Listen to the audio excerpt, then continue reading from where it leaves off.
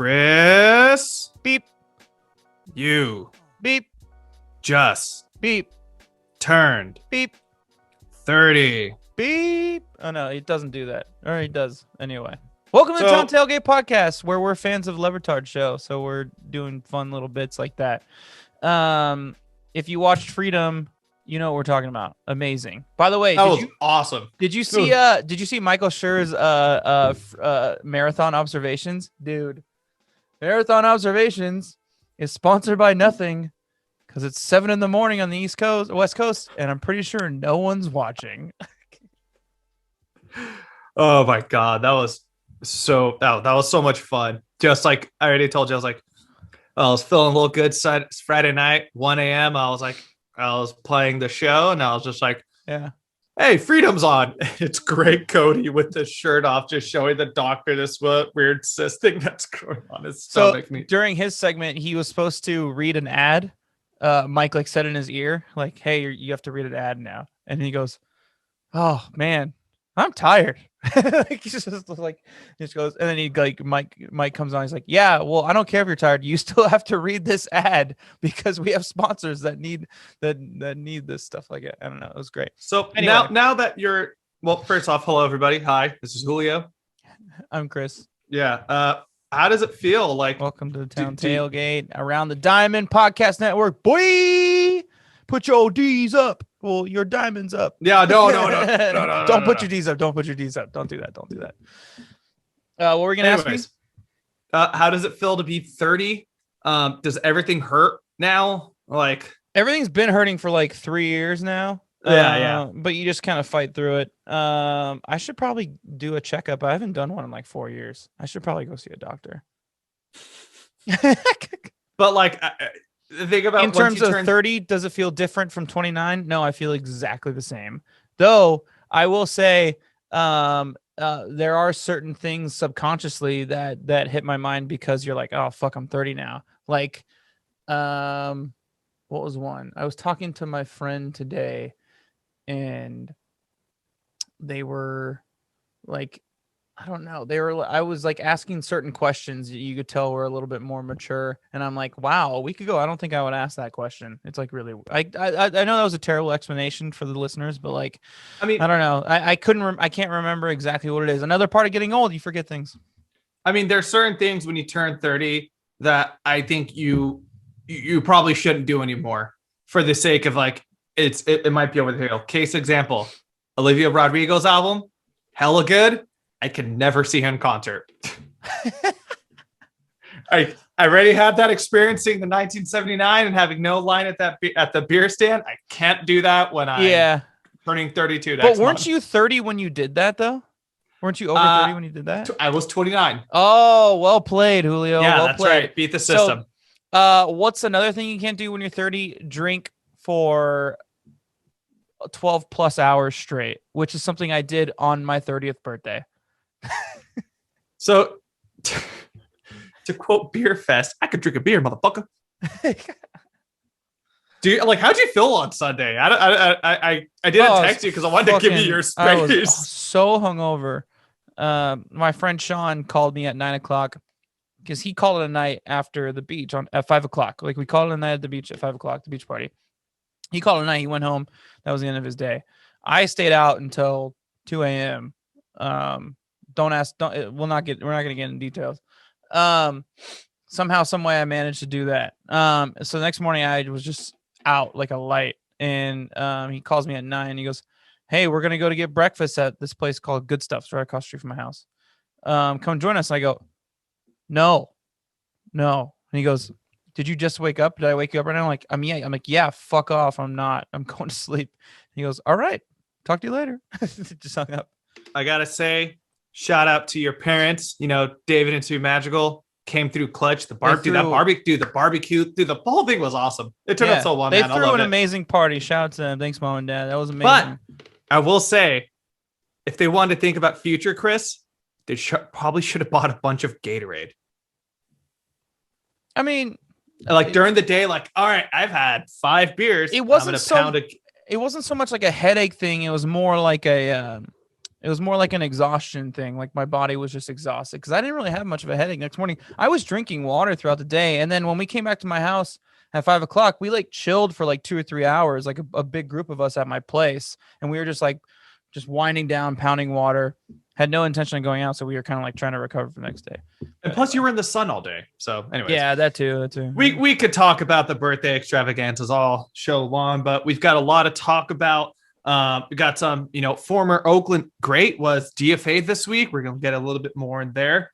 We're going to talk about the A's news too. Literally the day after the pod broke, rumors about Trevor Story. The day after our way too early trade deadline talk. Day after. Of course. And then our good friend, Jon Frisch from the Super Halo Bros Angels podcast. They're also part of the Around the Diamond. If you're not following them, please go follow them on Twitter, Instagram, wherever you get your pods. He's going to come on here. We're playing the Angels next week. Give us a lowdown of what's going on over there. And then, of course, close out with the usual stuff, the upcoming schedule, essential player of the week, the all that fun stuff. But first, while it was a good week for you, Chris, it wasn't a great week for our good friend, Khris Davis, who was DFA'd by the Texas Rangers this week.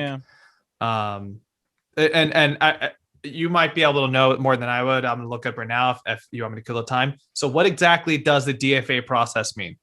So it means that any team that is it's like being waived. So it's like you're designated for assignment. So if a team that is below you in standings has a lower record than you can claim you off of waivers,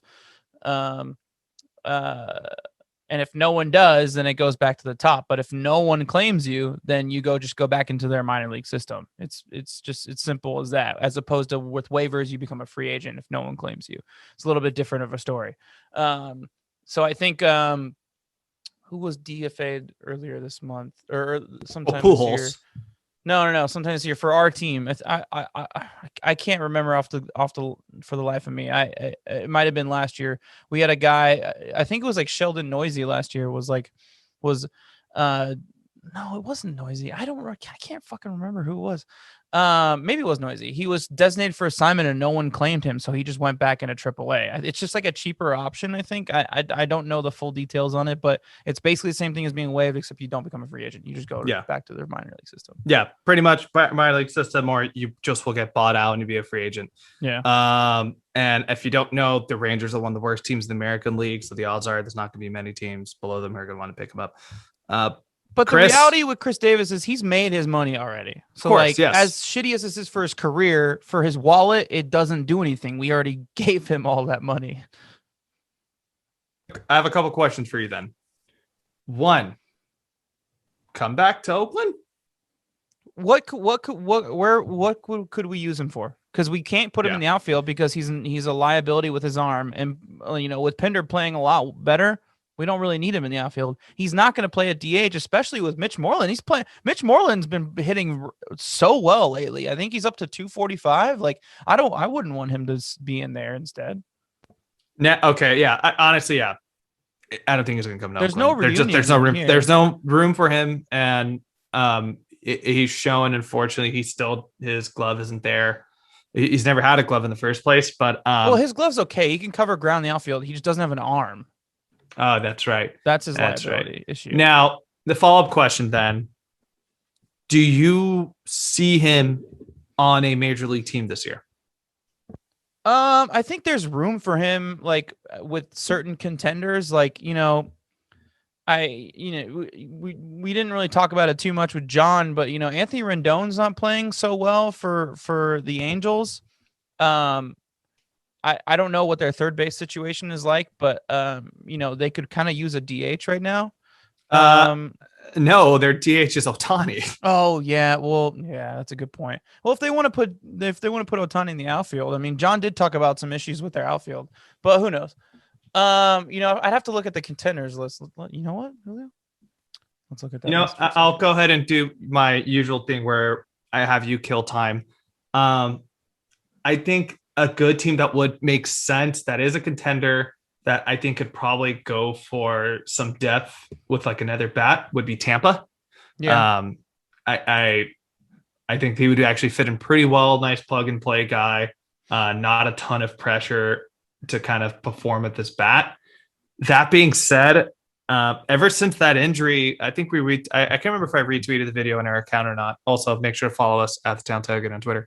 But ever since that wrist injury in Pittsburgh, where he crashed into the wall in 2019, he's never recovered. He's never been the same player. Even last season, everyone's like, "Oh, he's back, 100%." He still didn't have it. Yeah. So I think in my fan of him, as much as he's done for Oakland and how much I've loved the guy in his time there, I want to see him sign this year. But logically, I don't think he's going to be on a team this year. He hasn't really shown anything like possible. At least with Pujols, he was still hitting bombs. Sure, he was running, slower than a Snell, and his average wasn't there, but you can know you're going to get at least 15 to 20 home runs from him.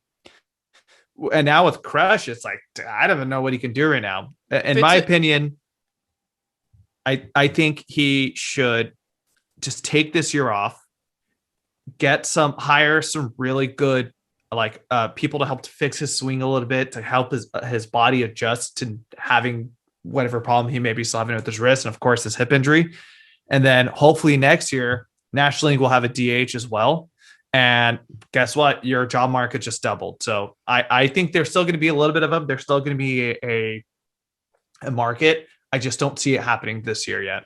That was a great segue. You just nailed it right on the head. If the DH was universal, he would definitely get another job, because there's plenty of teams that don't have, there's not enough bats to fill the universal DH role in the league, and there's plenty of teams that could use them that are like right on the cusp and right in the hunt, like St. Louis, like Milwaukee, like Cincinnati, like all these teams that have potential that could use a bat like that. It's a different story, but who knows if we'll ever get to there. Dude, the Giants. I think he'd be awesome on the Giants. Great with the Giants. Yeah. And he's a nice, give him a day off. Buster can go play DH, or Bell can go play DH. So I think that'd be awesome. But and I might say, so do you think he's going to be on a team this year, now that you've kind of looked a little bit more? I think there's definitely some potential, like with these shittier teams that could use like maybe some pop to get some fans in the stands, like a Detroit or a Minnesota or something, but I no, I mean, not even Minnesota. They got Nelson Cruz. That's true. Yeah. Another pure DH. Detroit would make sense. Yeah. But I don't know. It's tough to say, man. It's really tough to say. He's got. It's hard not to feel bad for him, but I don't know. It's weird. Yep. We can move on. Yep. It's a sad. I think we all hate to see this happen to him. Yeah. We've loved him all these years, but yeah. All right, Chris. Julio. Garrett Cole was caught like a deer in the headlights this week during a press conference when I don't know who the specific media member who asked him this question was, but they asked him, if he ever used spider tack, which is one of the sticky substances that like baseball's looking to crack down on. And he folded like a chair, unfortunately. Or he more or less said, I don't know how to answer that, when he could have just been like, no. Except the way he answered the question is, he looked like his wife just caught him like cheating on her, like in bed, like, you know what I mean? Like he looked like he just looked completely just. He reminded me of like when you're in, like, if you're like a third or fourth grade and they're like, Chris, did you take that last cookie from the jar? And you're like, well, actually, Mom, no, the cookie. Yeah. Like, no, but, and here, let me give you his example. So did you watch the video of this press conference? Of course I watched the video. Yes. I thought the video froze. Same. I had to watch the video so I could shit all over Robbie and talk shit to him. So yeah. So here's the quote. He says, "I don't start," and then there was a long pause. "I don't know if I don't quite know how to answer, to be honest. There are customs and practices that have been passed down from older players to younger players, from last generation of players to this generation of players. I think there are some things that are certainly out of bounds in that regard. I've stood pretty firm in terms of that, in terms of the communication between our peers and whatnot. this is important to a lot of people who love the game, including the players in the room, including fans, including teams. If MLB wants to legislate some stuff, then that's a conversation we should all have, because ultimately we should be pulling in the same direction for all of this. Right off the bat, look, I think that he's going to get singled out because, he's the highest paid or the second highest paid pitcher in baseball besides Trevor Bauer, who is very out and open with it. That being said, whoever is in charge of your PR for the Yankees, they need to get their ass lit on fire, because they should have prepared and be like, look, this is a big talking point in baseball right now. There's been some controversy about it because, Josh Donaldson brought up that comment, and you need to be ready to speak on it. And hearing in that conversation, somebody flubbed up and didn't get him prepared for this talk. Okay. So I'm going to say this the best way I can say it, which is the way that I said it to Robbie the other day. Because Robbie's going on Twitter calling Josh Donaldson a rat every second he can, because he's butthurt that someone brought it to their attention. And Garrett Cole's just in the situation where if the shoe was on the other foot, he would be doing the other thing. So get the fuck out of here, bro. I don't give two flying fucks if they use shit or not. Whatever the rule is, that's fine. If MLB wants to change the rule next year and say these substances are okay, fine. It is what it is. That's not my issue. My issue is consistency with this rule in general. We talked about this shit 2 weeks ago because some middle of the grade pitcher, I forgot his name already, for the Cardinals. I think he's an above average pitcher. He's a regular starter in the rotation. Do you remember who it was? No, it's Giovanni Gallardo. He's actually pretty good right now. He's one of the better relievers on their team, but yes. Reliever, sorry. Sure. Cool. But he's a middle reliever, so it is what it is. So Joe West busts him for that. They bust him, a player that, probably 99% of, not 99%, I would say majority of MLB casual fans have no idea who he is. They bust him for that, but shit like this is okay. And then we're coming to the rescue to defend Garrett Cole, to defend Trevor Bauer. Why? Because they're the stars of our league. That is complete fucking and utter bullshit.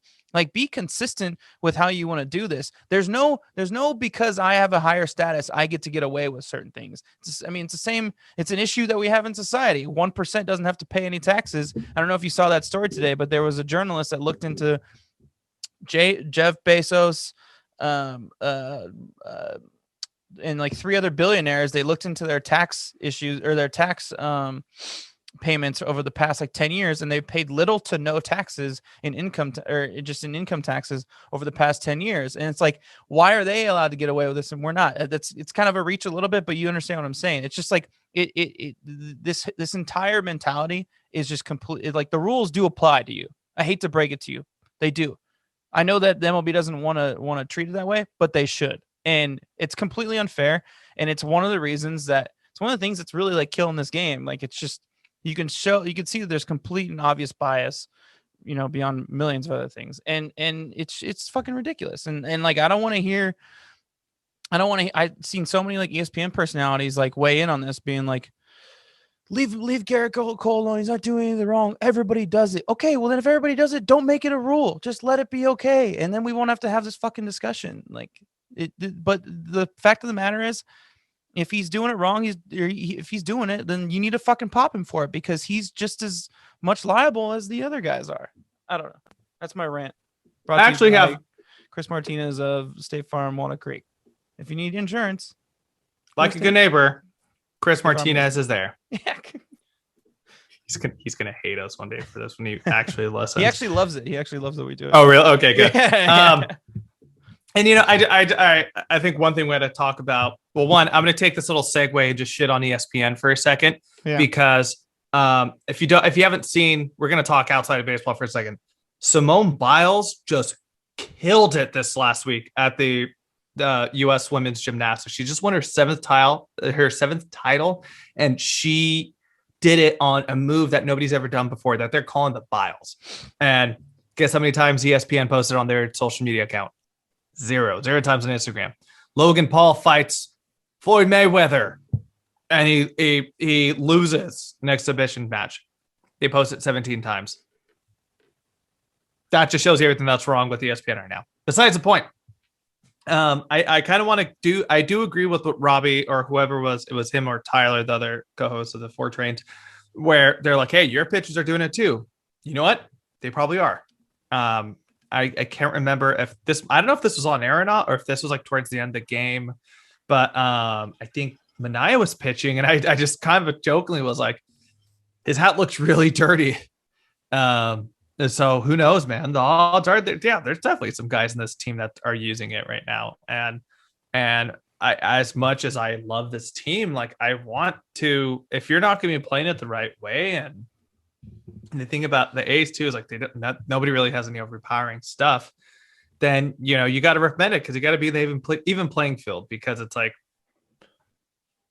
I kind of want to bring this back to Warriors talk for a second. How many years when the Warriors won their titles where we're hearing stuff like, oh, well, Burr was hurt and Burr was hurt and whatever, right? The playing field wasn't, it's kind of luck. And now with this situation, it's kind of just like, well, everybody's doing it.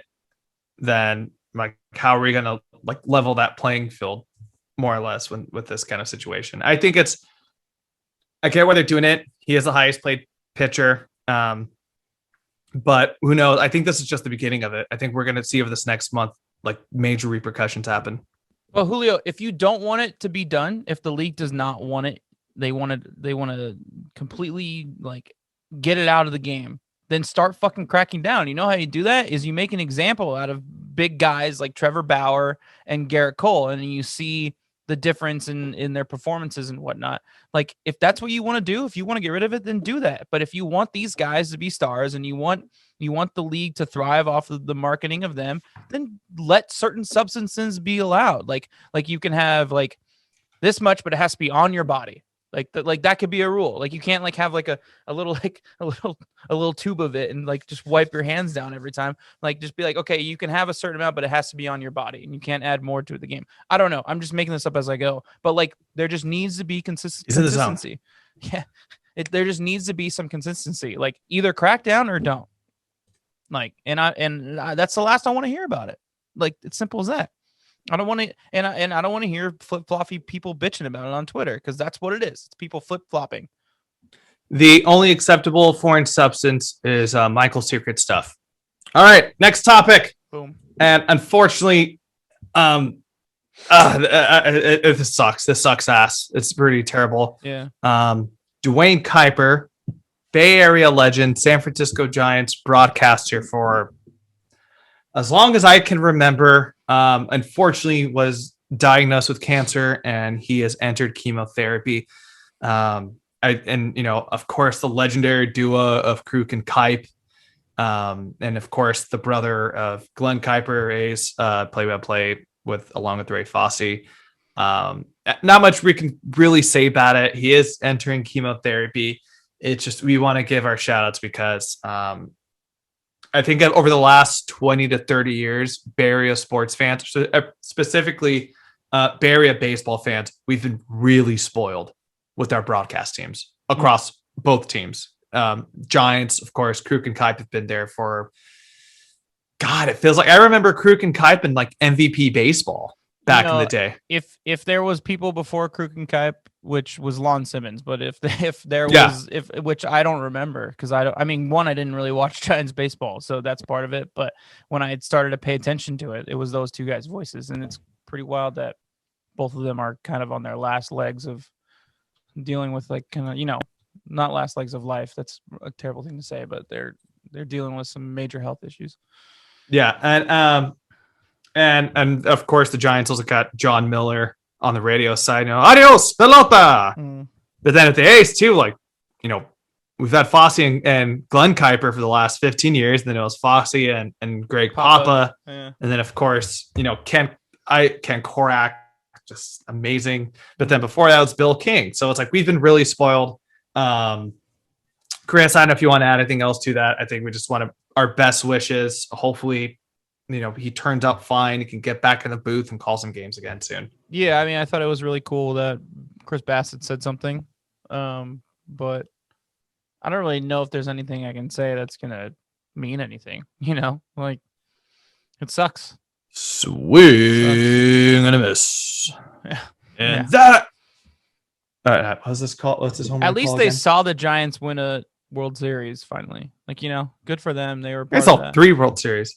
Yeah, but you get what I'm saying. It is out of here. He hits it high. He hits it deep. That's what it is. Anyway, that's really sad and best wishes, but we actually got a follow up. We got an update, and this is time for us to dunk on a story that we covered a couple weeks ago.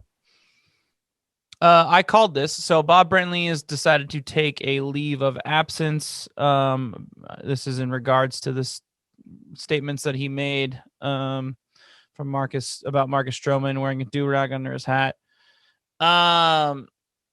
Yeah, I mean, in Arizona, this probably wasn't that big of a deal, but around the country, it blew up into this big story. So I think, we I called this. I saw this coming. He was going to probably take at least the rest of the year off, and then just kind of like a little bit like kind of what Chris Harrison's doing on the. Oh, dude, I was about to dunk on that right now. I'm like, so what do you think him and Chris Harrison are doing together? Some of that. Maybe they should get together and talk about some things with let's get Bakari Sellers to have a nice little convention with those two guys and see if he can help them out or something. All right, Chris, before we transition, I have my timer on. Did you watch Bachelorette yet? Yeah. Okay, I'm going to give us 1 minute to just talk real quick about it. Okay? And then we're going to jump right into A's News. Okay. Yeah, I like this. All right, 3, 2, 1, go. Oh, am I going first? Katie's awesome. Oh, no, yeah. just in general. I'm gonna restart it. We can just free flow. Okay, 3, 2, 1, let's go. Katie, I love her. She's awesome. So every time I say this about a bachelorette, she ends up being the fucking worst later on. Like, so I know a lot of people like Hannah Brown, but everything that she did later on that season and just like how she handled Luke P, I just fucking hate it. So I really like Katie now. We'll see how it goes. I like Tayshia and Caitlin, but they're I love it. I don't know, man. They're a little bit extra. It seems more organic. I think Go ahead. They're a little bit extra, but I think that they will settle down once they get into their groove a little bit. But I think for from a woman's perspective, I think going into it where Chris Harrison's like to be the person of advice. No, I think these people who've been in this situation will probably have better advice for you than Chris Harrison ever will. A friend of mine said that. So like, that's a good move by them, getting people who have been through the experience to like kind of go through it with you. I like that idea. And you know what they should do for The Bachelor? They should have their husbands or future husbands be the host for that. All right, time.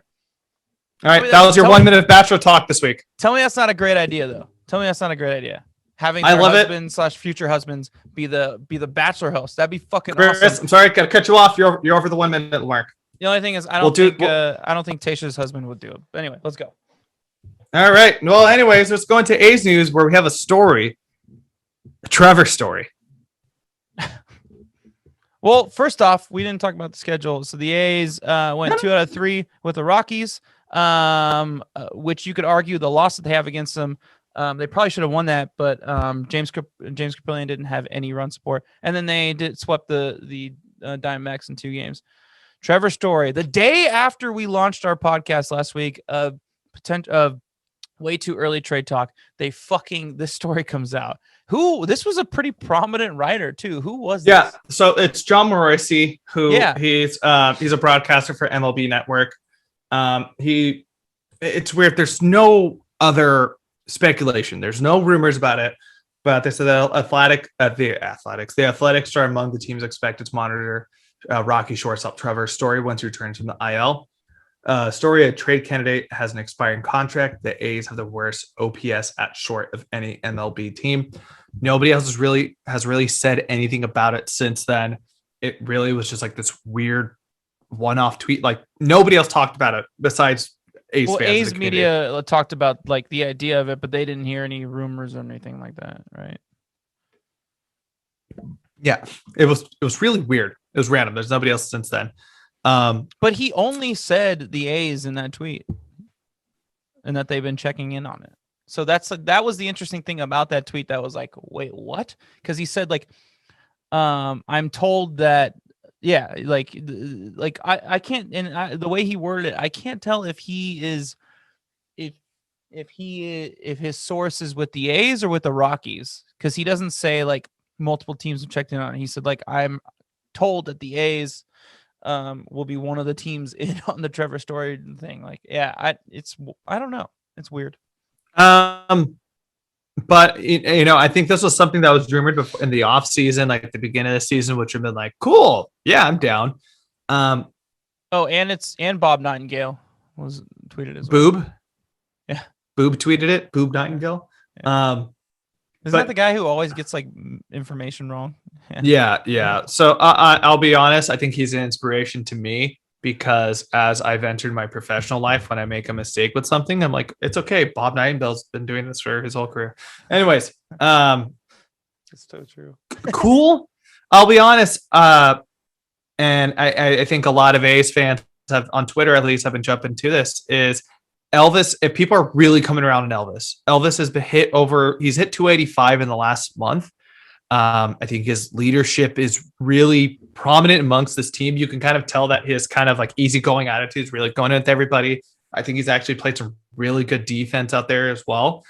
And at the end of the day, Trevor Story, all-star, would be a fantastic option. But to me, I think there's other offensive problems that we're having right now that we could address. Like I talked about last week, I would love if they can make a run at Charlie Blackmon, because Seth Brown is spiraling. Piscotty is so inconsistent at times, and Ramon's hurt. Well, we don't know how long, and we're going to talk about this later, but I don't know if we could talk about it now, but like there's not really a timetable for Ramon. It sounds like he's going to be out longer than we expected. Mm-hmm. So I think there's bigger problems besides short and in the infield. And of course, Tony Kemp's really turned around.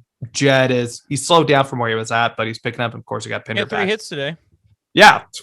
Look at that. But if the price is low, sure. The odds are it's not going to be. No. I think there's other problems that should be addressed before we go to the shortstop situation. Yeah, and I mean, sure they'll check in on him, but again, I have a feeling Billy's still pretty hesitant about big deals like this ever since John Lester. But we had some good news, Julio.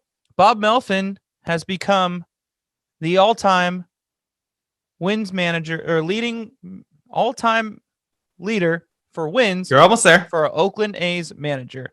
After 10 years of managing the Oakland A's, he has surpassed the man, the myth, the old fart, the drunk Tony La Russa. But today was actually 10 years to the day that Bomel was hired as the manager, replacing Bob Guerin, who he got a World Series ring with the Dodgers bench coach. But Bob Guerin was awful. He had a lot of talent, did nothing with it. I will say no. I was thinking about that team earlier today when I was kind of like thinking about what we're going to talk about tonight, and the rotation was excellent. That rotation was so good in that run, but the offense was awful. What I think back is when they made all those moves for like Giambi, Holiday, Orlando Cabrera, and Nomar, and they just did nothing with it. That's kind of maybe you could blame it on the players, but like that was just a total fucking shit show. Shout out to Mike Piazza. Was he on that team? I thought he was like later on. I don't know if he was on that team, but if you think about those 4 years between Bomel, or the 4 years between Ken Maka and Bomel, when it was the Bob Guerin years, we had like Mike Piazza, Nomar Garcia-Parra, Mike Sweeney for a little bit. Hideki Matsui. Who was great for us though. He was solid. And I was actually listening to the game today on the radio. And it was actually a really cool story that Ken Korak talked about. He's like, yeah, the first time I actually met Bomel, I had laryngitis. I had terrible laryngitis. He's like, so I felt bad. Was Bomel just gonna be like, this is my manager interview guy that I could be talking to every week? And then he said that Bomel, actually the very first player Bomel talked to when he got the job was Kurt Suzuki. Or not Kurt Suzuki, I'm sorry, Hideki Matsui. I was thinking of Kurt Suzuki because he was on that team as well. But Yeah. And it felt like they were always trying to chase like that old vet who's just trying to stay in the show, like the Frank Justice Thomas type, or the David Justice type, since he kind of led off that type of player. But anyway, just got it. Yeah, we just have to celebrate. I know there's a lot. We've talked about this plenty of times. There's a lot of Bomo hate. Do you want to introduce our new segment now instead, since we've talked about Bob Melvin about this amazing, yeah, and he deserves amazing, but yes, feat and record that he got this weekend. I'm really excited about this segment. That's why I was rushing it. Sorry. Yeah, no, you're fine. You're fine. This weekend, God damn it, Dave, which is our segment where Dave Cavill just says some stuff where we're just like, dude, God damn it, Dave, dude. It's just best if you don't tweet sometimes. Yeah. Anyways, this week we have a report from the Mercury News by the one and only Shayna Rubin, where Dave Cavill had said that the new stadium would allow the A's to spend like never before. Full quote: "We can go from having one of the lowest 5 payrolls in the league to a top 5 or top 10, depending on the year. It's going to be such a remarkable change in our business. And I think with the savvy business acumen of Billy Beane and David Forrest, giving them the type of resource, it's going to be incredible. And that's what we're striving to do." My response: okay, fuckface, you better hold your word, because I'm going to fucking remember that. That's the only thing I can say. God damn it, Dave. But you better hold to your word. You better sign Matt Olson to a 10-year, several $100 million deal. You better fucking sign all these motherfuckers to these deals. I'm going to fucking hold you to that. So here's the evidence that's going to go against what he just said. Of the last 4 teams have built new stadiums since 2010, which include Texas, Atlanta, Miami, and Minnesota. None of them have been a top 10 payroll. And the highest have been the Braves, who have been 14th. And they're envisioning, we're going to be more like the Giants, where, the Giants since 2000, they've been a top 10 payroll for 15 of 20 years. The second highest payroll in 2018. And then this year, they're actually the 14th. And then, of course, the Padres, for the longest time after the open Petco, little to no payroll. They've been a bottom 10 team, but then over the last couple of years with the signing of Hosmer, Machado, and then extension of Tatis, they've shot themselves up. They're currently 8th in they have payroll. Good talent, like, to ground, good base, whatever, to buy talent around those guys. So that makes sense. But yeah, get the fuck so out. I think what we're trying to say is shit or get off the pot. We don't believe you. Yeah. Frankly. Yeah. So anyways, that's this week. And God damn it, Dave. Brought to you by Chris Martinez, State Farm in Water Creek. Chris, you owe us You're money. saying God damn it about your insurance? Well, guess what? Chris Martinez will have you say God bless you with their insurance. Anyways.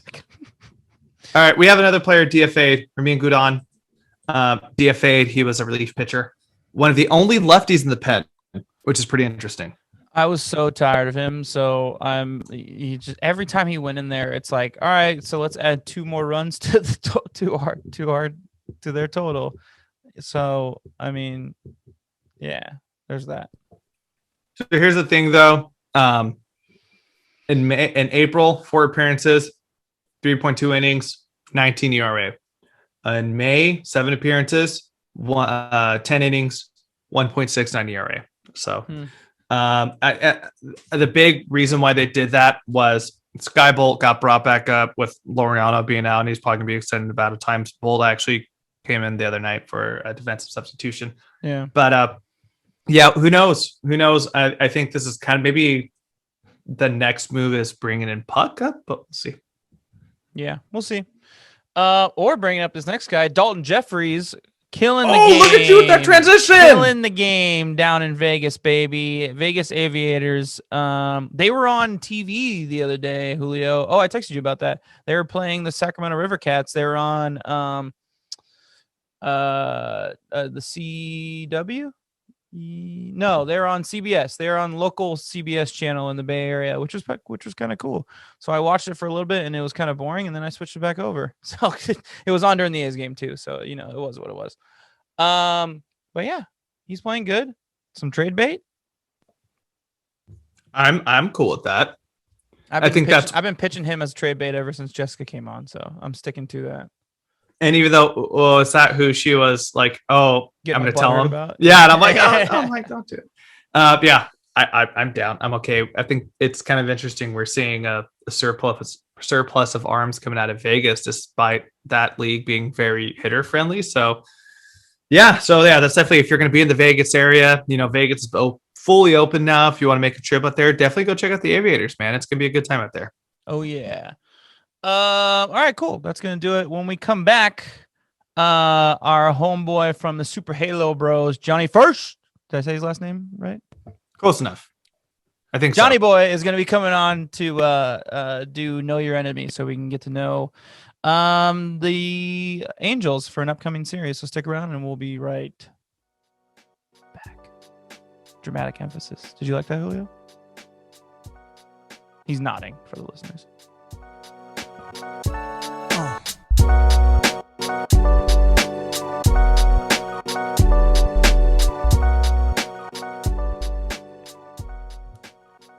Julio, we are going to take Green Day's advice in the second half of the podcast, and we are going to know our enemy, our favorite little game that we like to play.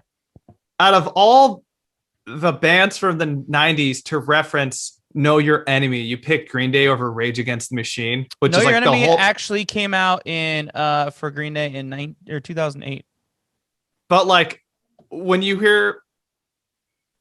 Never mind. When I hear Know Your Enemy, yeah, I think of one of my all-time favorite bands. Sorry that my tastes don't match the taste of music that you have, but we can get into that another time. If you want to talk about tastes in movies, I can shit all over you on that.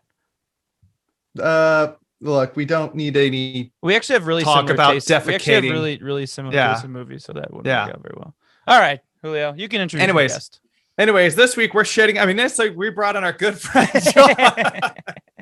Anyways, we got Jon Frisch here, homie, part of the Super Halo Bros podcast, also a member of the Around the Diamond Network. Got to throw up the diamond there. Woo. So, John, welcome to the show, man. Glad to have you back. What's up, my dudes? How's the podcast realm going for you guys? I saw you've been getting kind of some love from around the Angels org. You had a picture with Gooby. You had you got a shout out from Jose Mota. Yeah, it's been great. That Gooby run-in was a total happenstance. We were trying to get a picture of my wife. She had one of those Ohtani shirts with his face all over it, like over and over again. And she was wearing that to the game. And we were going to get a picture of her next to the Ohtani poster. And Gooby walked by, and just immediately I was like, oh, that's him. So I ran up and got a picture with him. So that was pretty cool. John, I got a bone to pick with your fellow Angel fans. When we went to our game 2 weeks ago, we were walking out the stadium after a fantastic just blowout win by the A's, of course. And maybe I was being a little obnoxious, but I'm happy. My team just won. I'm excited. Sure. And I got nothing but shit talk to me from every single person who I walked by. One person yelled at me because I said, let's go Oakland. He goes, Oakland isn't Las Vegas or Nashville or Portland. And I go, yeah, I know. It's a pretty bad situation. Almost as bad as having Mike Trout for 10 years and nothing to show for it. Well, I think all we can do is try to go for the jugular because we've had 10 years of pain. So we got to defend ourselves any way that we can, I suppose. So before we actually jump, we have like a list of rundown questions. We kind of want to hear your perspective. So for those of you who, are new to this segment, usually we bring on fans either within our inner circle or somebody from a connection, and we just have them kind of talk about their team. And to kind of give you a little more insight about the team, keep an eye out for guys you do know, obviously, guys you may not know. But before we start, there's one thing that it's been really weird. It involves a schedule. Like the A's and Angels didn't play each other until when did we go to that game, Chris? What, 2-3 weeks ago? Yeah, May. What was that? May 20, like Yeah, second like or something like that. end of May. Yeah, Yeah. it was like May 23rd or whatever. Yeah. But since the and we hadn't played them into that time, and normally the Angels and A's play like within the first couple weeks. We're like opening. We've opened in Oakland like the last 3 years. It feels like. yeah. But then now, this is the third time this team is playing each other in the last 4 weeks. I'm like, did you think about that too? I'm like, wait, what the hell? We just played them, kind of thing. Yeah, it's happening a lot. So our other than you guys and potentially the Yankees and the Red Sox, we actually have it pretty easy. So we just completed a sweep of the Royals, and we were looking ahead to the All-Star break, and you guys and Yanks and Red Sox, I think, are going to be tough series. But I'm happy we finally have somewhat of a reprieve, because the beginning of the season has just been rough. Yeah, and it seems like things are clicking. And Chris, what were you gonna say? I was just gonna say, but it's not that important. I can say it after you, but whatever. It's something. It has to do something to do with like the change in the way they're doing the schedule, how they're trying to like kind of make it more accommodating, so they're not on the road and all these random places. I assume that's part of it. So it's like they're on a West Coast trip, so it makes sense for the A's to play. They'll play the Angels in LA, and then they'll fly up to Seattle and play the Mariners, and they'll come home and they'll play a home series, so that not all the teams aren't flying across the country back and forth. They made that change last season because of COVID, but it seems like they're sticking to it. So that has to be a part of it. That one makes would sense. assume. Yeah. Yeah, it's been weird, but it's a good thing, because it's like, we got to bring you on, so why not? Yeah. But yeah, let's go jump into it. At first, we got to talk about, the man, the top of the lineup superstar himself, Justin Upton, over the last throwing a curveball at everybody, huh? Yeah, I got you. No, not that other guy. For just a frame of reference, he's been hitting at the top of the lineup for a couple weeks now or so. Yeah, it's been about 2 weeks. Joe Madden likes to move guys around and see what sticks, and this is something that's stuck. So through 12 games, I got a little stat here. Through 12 games, he's slashing 326, 396, and 696 with 9 Good extra God. base hits. and what's funny is we were talking about this on our podcast, and we were wondering, is this one of those Justin Upton hot streaks? Because this guy is so back and forth. But I think something that indicates that it's not one of those hot streaks and that it actually is kind of paying off. He's seeing the ball a lot better, and I've seen him take more walks this being in the leadoff spot than I've seen all season long. So I think that's a good indicator that he just feels good in that leadoff spot. So not the first guy you would think to plug in that leadoff spot, but just to see him doing well there has actually been really great for us. There was a game last week where he bat cleanup and the offense was totally cool. So the next day he was back in that leadoff spot. So that was pretty great to see that they're doing this and it's sticking and it's working. So, hey, look at Jay up. What was his average before his run? Because his average is still pretty low, and those numbers I would assume really bump up his overall. Yeah, he was average. Floating around 218, if I recall, Okay. 211 at one point. Sense. So, so he's, getting back to 250 is where Upton's going to sit. I mean, he's got, like I said, he's back and forth with going on a hot streak, going on a tear, but strikeouts are a big part of his game. He's quietly, around 9th or so, I think, in home runs. I think he's got 12 or 13. So He's got 14.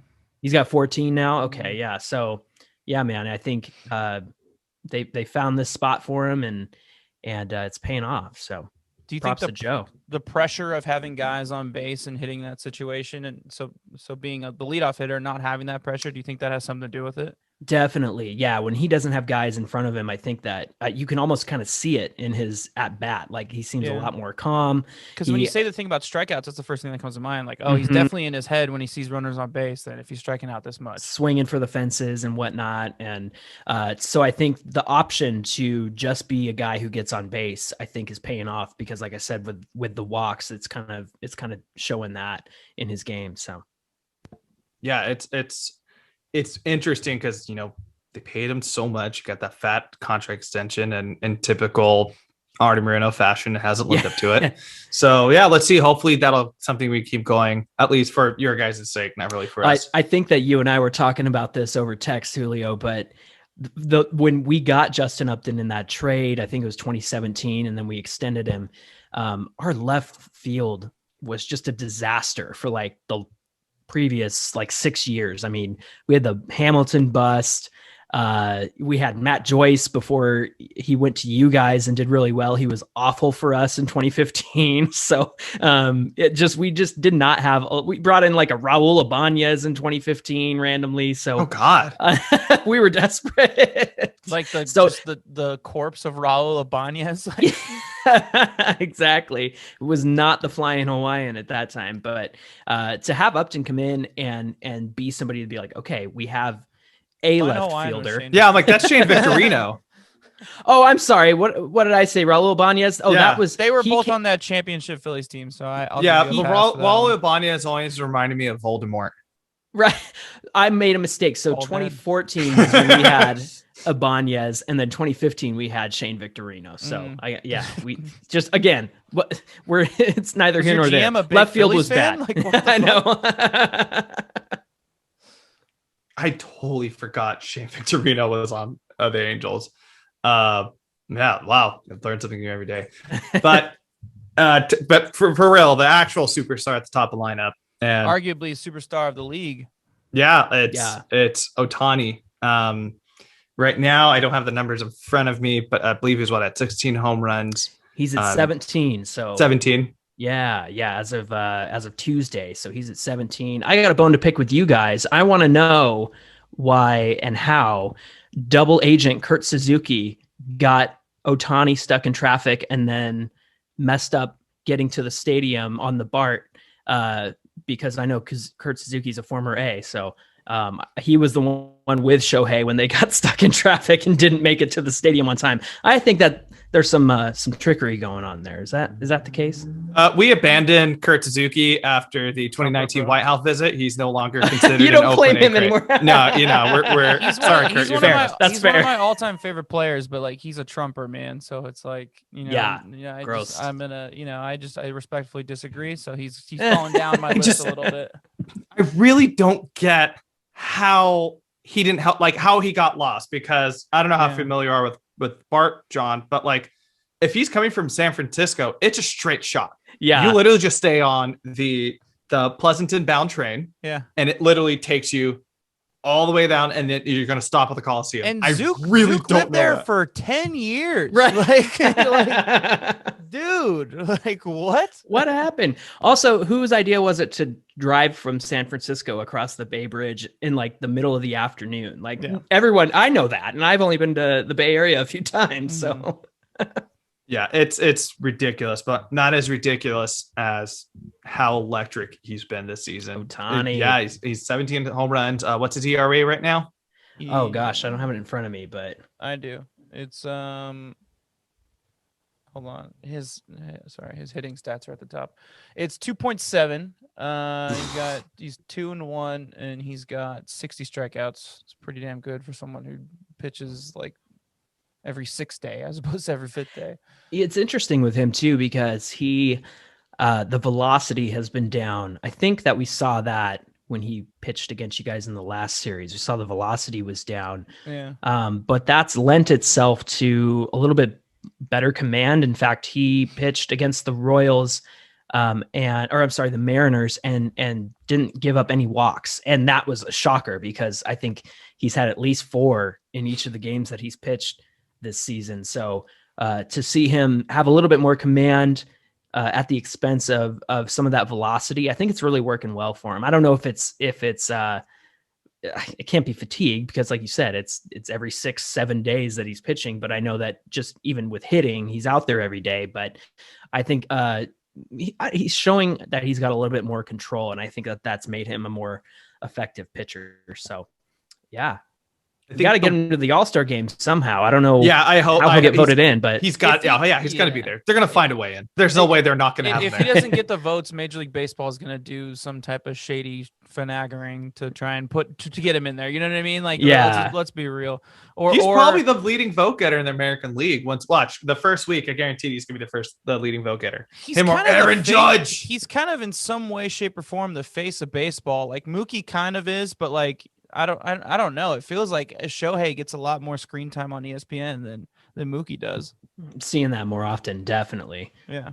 I mean, how often do you see a 6'5" like Japanese man who runs probably like a sub 540, also throws a fastball 100 miles per hour, and also hits a 400? Like it's insane. And like I'm just glad he's finally doing it, because I think we've seen this potential. At least people have been paying attention over the last few years. Like, I think I was actually at his first career game, and he got like a little bloop single in Oakland.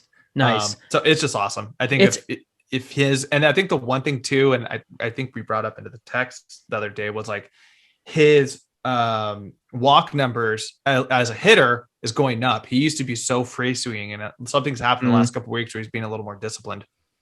Yeah, he had a nice little bloop to left field against the Royals that, I was telling you, it doesn't seem like he's adjusting his swing too much. He is swinging for the fences every time, and you love to see it, but it is nice when he does make those adjustments just to, contribute and get on base and whatnot. Yeah, he hit 470 the other night, and it was a bomb, man. That's all good and dandy, John, but if you guys don't make the playoffs in the next like 3 years, you're really like wasting the star potential of him. You know what I mean? Like you really are. So like something's got to be done. You can't do it with just these two guys. Like we can get into that a little bit more in depth, but like I'm just like seeing it, and I'm looking at the standings, and you guys are in second last place, and it's just like, for fuck's sake, man. Like, you know how much fun it would be to watch him in a wild card game? I'm with you, dude. I'm with you. Him starting the wild card game and then him batting fourth. Like, I'm with you. I mean, the problem has been pitching for as long as I can remember. Yeah. And, I'm not even trying to shit on you there. It's just like, well, no, I hear you. Ohtani, it's just like, I amaze in his talent. And then it's like, oh, man. Yeah. I mean, if we don't go and make a big move for some starting pitching, I think that's always been our Achilles heel. We do have some guys coming up through our system. Reed Detmers is somebody that we're excited about, but he's in Double-A, and it's his first pro year. He's right out of college and didn't get to play last year. But I'm with you. I want to see it. I know that we're big rivals, but it's cool that like even our rivals want to see Ohtani, do something special. And with Mike Trout, I think Mike Trout, I know he's out right now, but with the aura of Albert Pujols being out of that locker room, I think that's perfect. It's the perfect time for Trout to step in and be like, this is my team. Like I'm running the show now. So we'll see what happens when he gets back. I was going to say, I think that's a transition point right there. Can I just make one quick comparison? Yeah, go for it. It's like King Felix. Like King Felix never pitched in a playoff game. So it like, remember how good he was at the time? Like I remember like me and Julio would always talk about like, because we would always open up opening day against the Mariners, and we always get shit on from King Felix. So I think we lost like 8 opening days in a row because we would always play him. Like he was like the most dominant pitcher of that time. I think that was like kind of a little bit like towards like the beginning of Verlander and Scherzer era. Yeah. So it was like a little bit before that. He was the best pitcher that time, but he never pitched in a playoff series. And I think because of that, it's kind of killed his Hall of Fame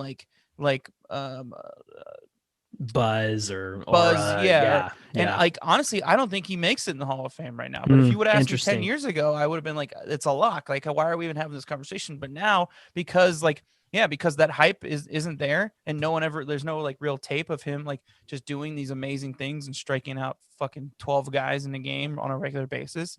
Like it's just it's just one of those things, and I would hate to see Shohei be one of those guys that misses out on that opportunity. Like Trout has something going for him. He has 2 MVPs, so I think he's gonna be fine. But like 3 MVPs, sorry. Jesus. So it's just it's and also position player, it's a little bit different, but yeah.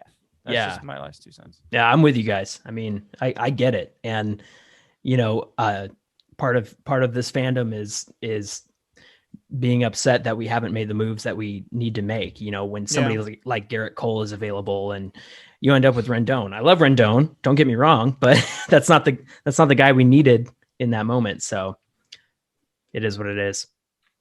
But speaking of, my transition's ruined now. Any updates on Trout? Comparison though. Yeah. No, I love it. I love that. I think I'm looking at Felix's stats now and I'm just getting sad. I'm like, this poor guy. He's probably going to get screwed over. But yeah, any updates on Trout? He's been out for a minute now. I know they said it's going to be.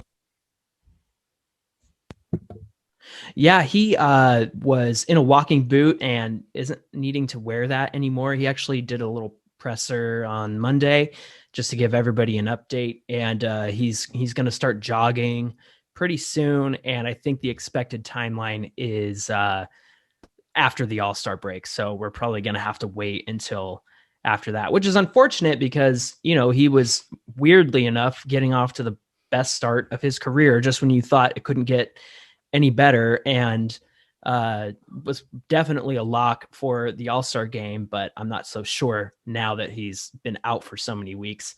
But he probably won't return until after the All-Star break. So, but the sooner the better. I mean, if he just got out of a boot, yeah.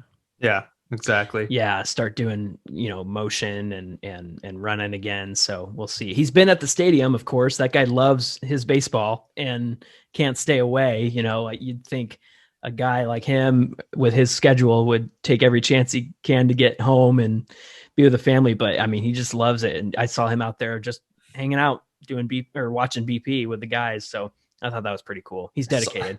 Saw him at Golden Road. It was crazy. So I think the one thing, because honestly, if you look, I was looking at the last 10 games for the Angels, they're 7-3. Mm-hmm. The American League actually has like a handful of fringe teams who are like kind of like, they wouldn't be shocked if they're in contention. And obviously the same thing, you've already mentioned it, is the pitching. Mm-hmm. Now, is there anything this year that makes you feel different besides, you know, how Ohtani's been, that makes you feel different, that like, hey, you know, I think this team could be competitive with this rotation and with this pen? I can't say that confidently. I mean, there are guys, and you hear it said all the time on our broadcast team. Of course, it's like, oh, they got the stuff. But, you know, I was concerned. Julio texted me today and said, "Hey, I picked up Canning in fantasy," and I was like, "Oh, I don't know if that was a good move." Unfortunately, he got the win tonight. Got me 25 points. But he's been so back and forth, and I know he's still young.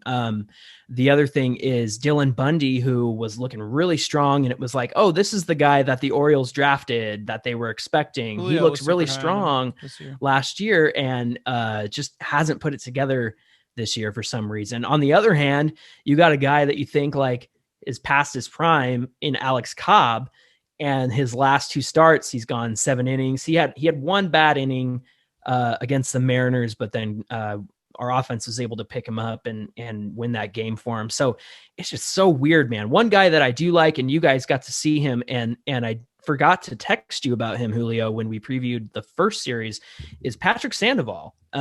He came over from the Astros in 2018, had only pitched in their single A division, and appeared for us first in 2019 and then appeared 2020. I like him a lot and I like the stuff, but he just didn't put it together over 2019 to 2020. But he's somebody who's really helped pick up this team in his appearances. I don't think that he's 0-2. But not his fault. It's one of those situations where it's like, where's the offense? Come on, guys. But he's somebody that I am looking forward to. Like I mentioned, Reed Detmers is somebody we're excited about. So if we can get a frontline guy, maybe a middle of the road guy, or maybe even bring one of these guys back like a Cobb or a Bundy next season, and then count on some of our younger starting pitching, I think that we could have ourselves a good little rotation, not to mention Ohtani and what he's doing too. So you're 5.5 games out of the last wild card spot, which is Houston. So you're very well in the mix. You're right, Julio. There's Cleveland's in the mix. The Yankees are in the mix. Toronto's in the mix. Seattle's in the mix. The Angels in the mix. Kansas City's in the mix. And then it drops pretty heavily. Detroit, Minnesota, Texas and Baltimore are pretty well out of it. So there's potential for a deadline move here. Just saying. Yeah. We have a lot of guys on 1-year deals that if we need to be sellers at the deadline, we can do that. However, if we're going to make a big splash, and it would have to be some sort of starting pitching. I know that you guys talked about Scherzer on your podcast last week. I was a little Not buzz on that seriously. one. Yeah, Not not serious. That was just my Yeah. pipe dream. But yeah. Hey, I mean, if anybody can do it, it's the A's and the talent that they have the endless supplies of. So, but I mean, there's so many interesting options. But I don't know. I don't know with this team, man. It's so hard to just have a clear picture of like, oh, if you gave up this guy or this guy, you could easily get this guy. And the Angels they play the cards close to the chest, and you just it's like, are you going to go for it? Are you going to wait? What are you going to do? And so I don't know. I really don't know. Now the last question here. Of course, we got the series coming up. They're going to be playing next Tuesday through Tuesday and Monday, 3-game series in Oakland. For the fans not really watching Angels baseball, who they only know right now, Ohtani and Rendon, Trout's out, and then Upton. Who's somebody you think you're like, hey, this guy's been playing well, you should keep an eye on them. They could put in a good series. Yeah, that guy right now, he just came back from the IL about a week ago, is Max Stassi, surprisingly. Our catcher. In the month of June, he's batting .474. His slash line's .474, .524, and 1.053. So he has just been on a tear. He's got 2 doubles, 3 home runs, 7 RBIs, and just being a really productive catcher. And his pitch framing, I know that we've been really frustrated with some of the umpiring this season, but to play into that, I think Stassi's become a really strong pitch framer and defender. So he's somebody to look out for. If they're not starting him, then that's a bummer for us. I know that him and Suzuki have been alternating, especially when Stassi needs a day off. But man, with Max Stassi, that he's just been a pleasant surprise, and he showed a little bit of that last season in a weird COVID season. He at one point was like our home run leader early on in the season. So if it wasn't weird enough, that happened. But yeah, he is he's actually drawing some trade interest. So if we really go for that starting pitcher that we need, I think that he is a potential piece of something that could be moved from the Angels to get us to be more in contention. But I'm loving what Stassi's doing. So that's somebody to look out for. What's he been hitting in the order when he plays? The last 2 games, that's interesting. He's been at he bat 4th, I think, on Tuesday night, and Wednesday night he bat 5th. So and typically you would see him 7th or 8th, but just they're trying to ride that hot bat. Yeah, exactly. So yeah, he's been an interesting piece to watch. And I think the one thing, Chris and I have talked about this in the past too, but just like the value of a good backup catcher and how important that is for like your team's longevity 1,000%. throughout the season. Yeah. So like with the A's, you got, Murph and Garcia. So like, yeah, I think every team, like whether the Angels are buyers or sellers by the trade deadline, I think any team can kind of benefit from somebody like him. So A's fans definitely keep an eye on him. I think that's all we got here though. John, the floor is yours. Go ahead and plug away what you got. Yeah, so of course we're all a part of Around the Diamond. Welcome to the family, guys. It's awesome to have you. And of course you can find my brother and I at Super Halo Bros on Twitter and Instagram. We're having lots of fun on Twitter, and we're posting lots of memes on Instagram making fun of the other teams. So we had to make fun of Keenan Middleton, our former bullpen piece, who's now with the Mariners, who was never great for us, and all of a sudden thinks that he is. And yeah, I've been giving him just a lot straight of crap. up calling him out right now. Wow, bro, this must Tell me how you really personal. feel, John. Yeah, he dissed our fan base pretty bad. So Oh, did he really?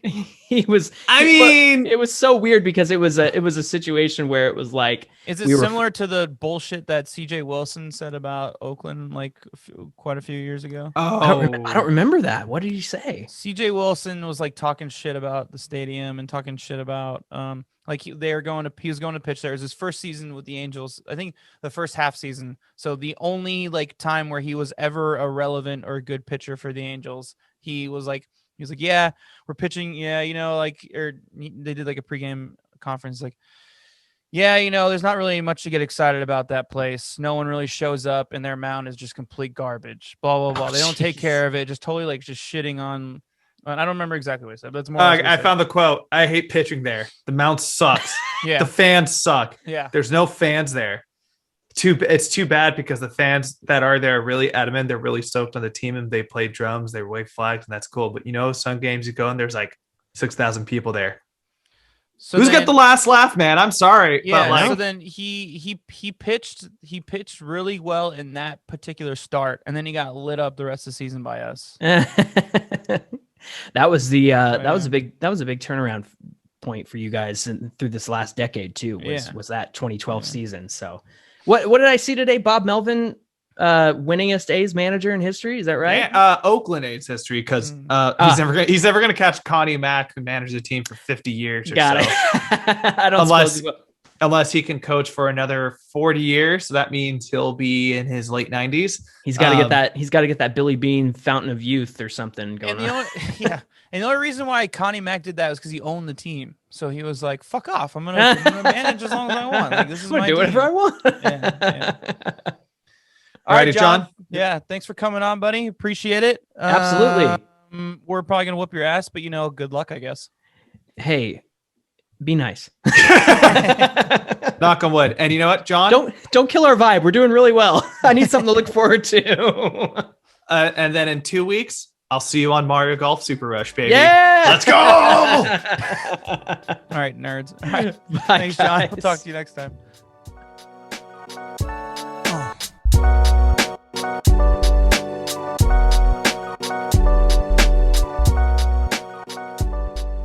All right, welcome back. Thank you, John, fellow Around the Diamonder. Appreciate that. Good luck. You guys are gonna get your asses kicked, but it is what it is. The motto of the show. It is what it is. I will shout again. It's a good motto. I will give the shout out to the Angel Stadium. You got the $5 hot dogs, the $5 Budweisers, but obviously the Coliseum has its problems. But I felt like I was going through a maze to just try to get to you when we met up during that game. It was because, dude, their fucking concourse is not designed well at all. You have to go so you can't just do like a full circle. Like there's not just like one level that you could just do a full circle like around the outfield. It's like, all right, so we're at the outfield now. We have to go up this ramp and go to the second level, and then we have to go. It's just such a fuck fest, and a fuck face. All right, so this week we're at home. Got a nice little homestand. You got the Royals and the Angels coming to town. The Royals just played the Angels. They got swept. They got swept. So that's cool. Feel pretty confident. I'm not gonna lie. We're on a nice little streak. 6 out of our last 10, which is that's barely above 500. But we look pretty good in these last, in particular these last 5 games. Although the offense sucked on Sunday, dude. I was so pissed because Cap threw like a really solid game and they just could not get fucking runs home. Anyway, that's the schedule. I will say though, I watched the MLB Network highlights afterwards. German Marquez has been killing it like the last month or so. So like, credit where credit's due on that one. Sure. I mean, no, he has actually been playing really well. All right, Julio, who's your player of the week? I'm going to go with the big man, the big sexy man at first base, and the future all-star for the Oakland A's this season. That is Mr. Matt Olson. In the last week, he hit 380. But I think something that's more important, obviously, we know he just hits monster dongs. But guess what? He only had 1 home run this last week. He really played the small ball, which I think that was kind of the motto of this last week with this team was you were seeing a lot of innovate. There being a lot more runs scored by being patient and just loading up the bases. Again, those little bloop singles. There's a few runs I scored this last week from walks with bases loaded, but he really was kind of the antithesis of what he was normally. We know him as a big home run bat too. Kind of playing the small ball a little bit. He had he had 4 singles, three doubles. He had a home run, 5 RBIs. He walked 3 times, hit by pitch. He struck out 4 times. I know obviously you can make the argument for Vladdy as being the best first baseman in the American League, but I'm going to still hold my ground on it. I think in terms of, because of Vladdy's numbers, the offensive numbers, people get attracted to that. Yeah, sure, but I wouldn't make that statement. No, absolutely. And I think we're, as educated baseball fans, you're not going to find many guys who can be productive at the bat and productive at the defense as he is. So I think he should be starting. He's not going to start, but he should be on that roster. On the team. Yeah, absolutely. He's what, second in the American League in home runs. He's like 4th in the total league in home runs. He's batting .270, which is great. If he finishes the season at .270, especially .270 in Oakland. Yeah, in Oakland, that's an MVP season right there, in my opinion. I mean, what Miguel Tejada won it hitting like 280 or something like that with 30 home runs. Like, it's definitely possible. So yeah, that's what's up. I'm down with that cause. I'm like torn with mine, because like I want to do a pitcher because like, okay, Shamanaya had a 2-hit shutout today, but he was taking Miguel Tejada hit 308 is MVP season. I'm sorry, go on. So off on that one. Close enough. But you know who I'm gonna pick, Julio? I'm gonna pick a guy who's really just improved like leaps and bounds the past week. Guy who you picked on a little bit earlier, but not too much. Jed Lowry. Before this week, his average was like 240 something. It is now 261. He had 3 hits today. He had 2 yesterday. He's back, baby. My boy Jed. Who would you rather have, Jed or LaStella? Trick question. It's Jed. Suck it. Who would have thought that like Jed was the healthy one this season? Because I don't think LaStella's even played. Yeah. Wow.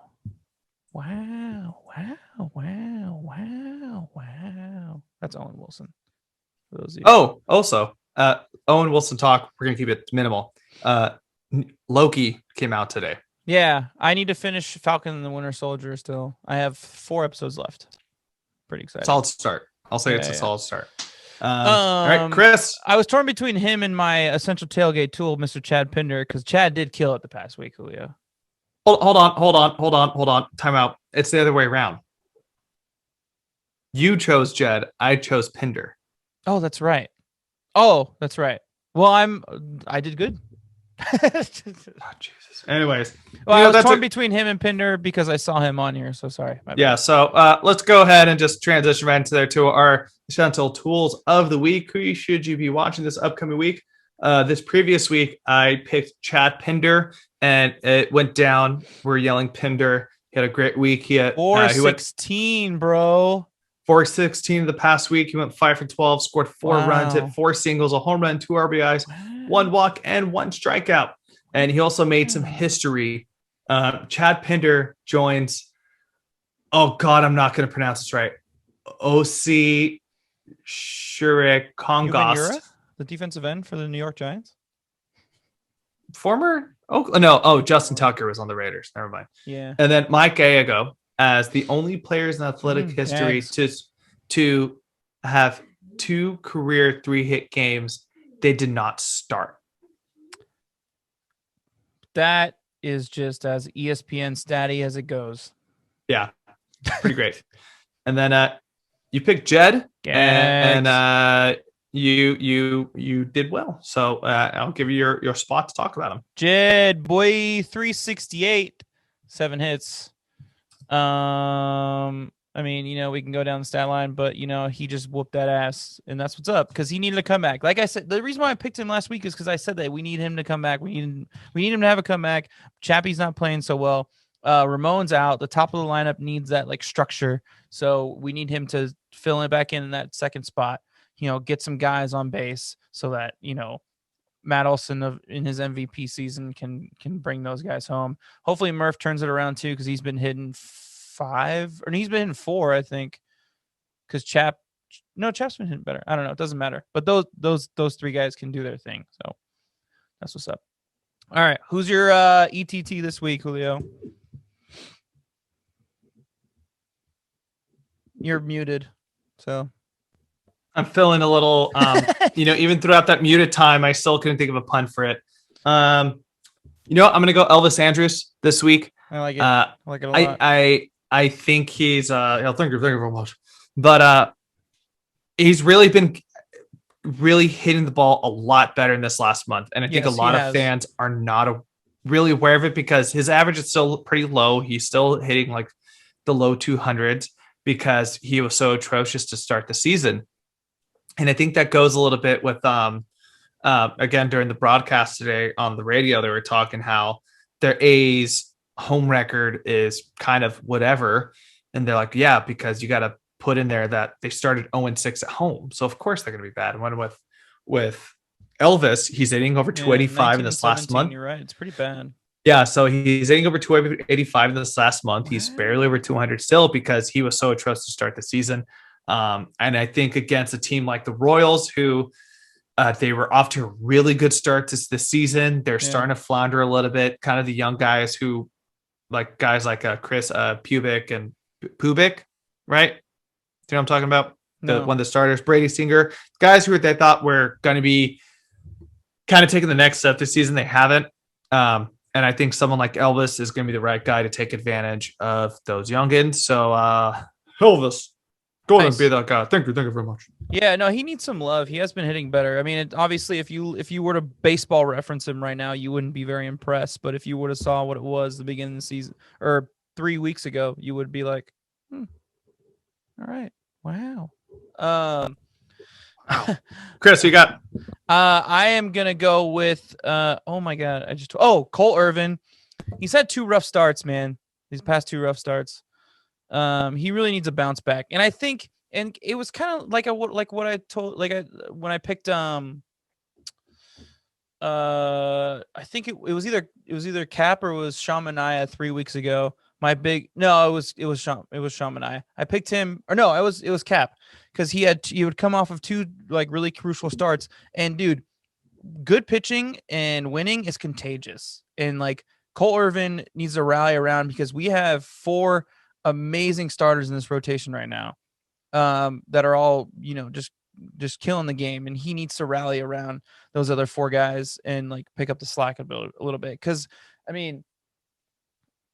The last 2 starts that he's had, it wasn't shitty losses, no run support. He gave up runs, and it was brutal to watch. So he could not use a nice little comeback.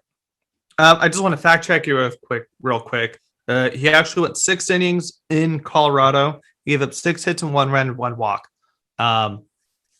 And dude, the fact that he did that in Colorado, maybe it was just 2 starts before that. I think that's something, because he had 2 bad starts in a row in the past week. Yeah, he had a couple bad starts in a row. You were right in that sense. So yeah, I think it's coming around. But I think that's something that we really got to talk about. We didn't have time to talk about. We'll take a couple minutes real quick. It's the rotation did really well in Colorado. Yeah. They did a lot better, for whether that's because the Rockies are actually that bad or they were just on it, but the rotation actually came out, especially Frankie, who I was like, shit, he's going to get lit up. Yeah, dude. And he pitched really well on Friday night. Dude, he's got 6 wins. When the fuck did that happen? I don't, it's weird. I've never seen, it feels very, he gave up 3 runs over 5 innings. He got the win, against the Rockies. So he reminds me a lot of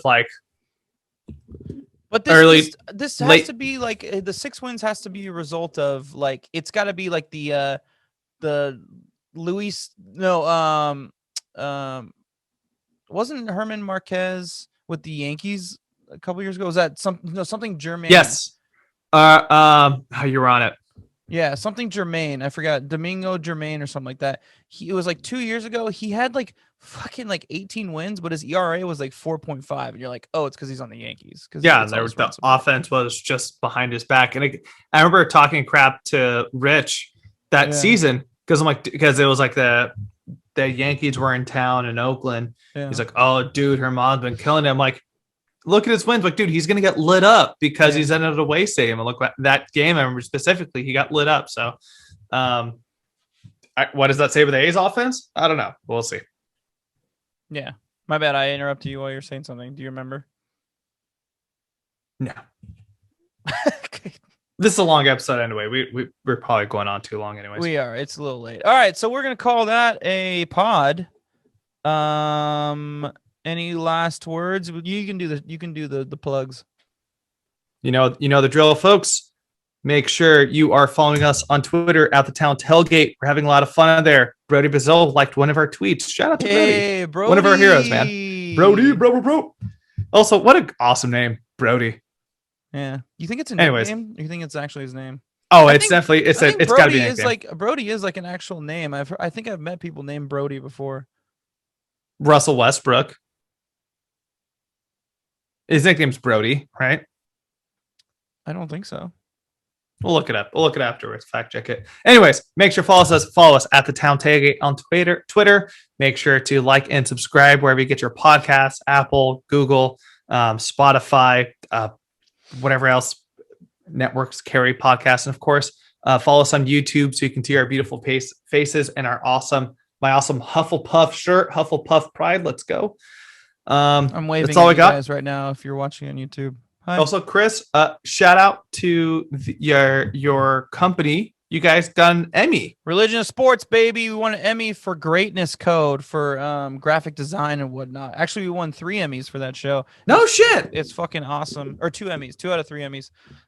It's a great show. If you have Apple Plus, you should watch it. It's short episodes. They're only like 10 to 15 minutes long. It's an interview with an athlete like Tom Brady, Alex Morgan's on there. Kelly Slater, just talking about their greatness and what made them great, and there's cool animation that goes on with it. So check it out. It's a great show, seriously. Plug it. Say the name one more time. Greatness Code. It's on Apple Plus. Greatness Code. So after you watch your Ted Lasso episode, you can go right into watching some Greatness Code. Ted Lasso season 2, July, baby. With Wall's Life. You know, Chris. You know who's the smartest fish in the ocean? It's the goldfish. Because they have the shortest memory. Chris, got to be like a goldfish. Well, not if you're the A's. You want to have a long memory because these last 5 games you've been killing it. So That's keep killing Anyways, it, A's. Last but not least, Julio. Let's go, Oakland. Bye.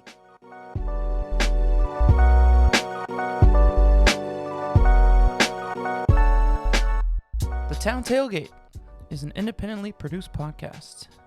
It is written and executive produced by this guy, Chris Madrigal, and my partner in crime, Julio Reynoso. It is sound mixed and edited by yours truly. Social media management and marketing is run by, once again, my partner, Julio Reynoso. And a special thanks and shout out to my brother, Larry Madrigal, for composing and producing our theme song, as well as graphic designing our album cover and artwork. Thank you so much for listening, everybody. Please tune in next week. Please subscribe. And last but not least, as we always say, let's go, Oakland.